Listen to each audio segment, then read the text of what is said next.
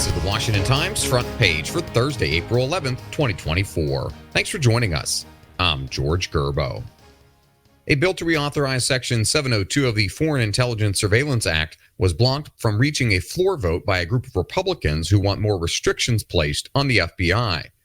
Carrie Pickett reports 19 Republicans and 209 Democrats voted against a measure that would have set up a vote on the bill, the Reforming Intelligence and Securing America Act. The bill was intended to reauthorize and overhaul Section 702, which allows the government to collect troves of data, emails, texts, and phone calls from foreigners living abroad. In some cases, Americans' communications are sometimes collected as well.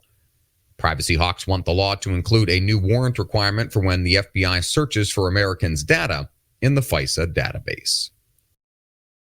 President Biden is employing some personal diplomacy this week as he intensifies his efforts to build a network of defense alliances in East Asia. Jeff Murdoch reports Biden on Wednesday showcased deepening ties with Japan by hosting Prime Minister Fumio Kishida for an official state visit. And on Thursday, both will meet with Philippine President Ferdinand Marcos Jr. Both Asian nations have clashed with China repeatedly in recent months, in the case of the Philippines over conflicting sovereignty claims in the South China Sea. Kishida's trip is the fifth official state visit of the Biden presidency and the fourth honoring an Indo-Pacific ally. The trilateral summit Thursday is an unprecedented move to discuss advancing joint cooperation on security and defense alliances, as well as bolstering the Pentagon's options in defending Taiwan. The Biden administration has finalized the largest expansion of gun sales background checks, closing the gun show loophole and online sales that have avoided gun checks in the past. Stephen Dinan reports the new rule expands the definition of who is considered a firearms dealer and says every dealer must conduct a background check regardless of the sale venue, including at gun shows and online. Some transactions, such as gifts or occasional sales, are still exempt, but administration officials say they expect the rule will cover tens of thousands of sales each year that currently escape checks. Those operating out of traditional stores have been covered previously, but federal officials say that misses perhaps 20,000 other people who make a business out of buying and selling at gun shows. South Korea's liberal opposition scored a landslide victory in a parliamentary election this week, dealing a resounding blow to President Yoon Suk-yeol and his Conservative Party. Andrew Salmon reports projections show the Democratic Party of Korea capturing 175 seats in the 300-seat legislature, with the upstart Rebuilding Korea Party set to win 12. Yoon's right-wing People Power Party was projected to secure just 85 to 105 seats.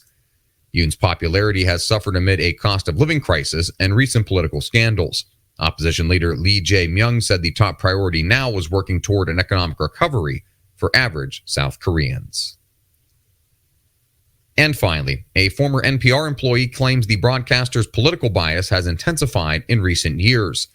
Susan Ferricchio reports an online essay from former producer Uri Berliner says the network's coverage after 2016 veered toward efforts to damage or topple Donald Trump's presidency, while race and identity became paramount in nearly every aspect of the workplace.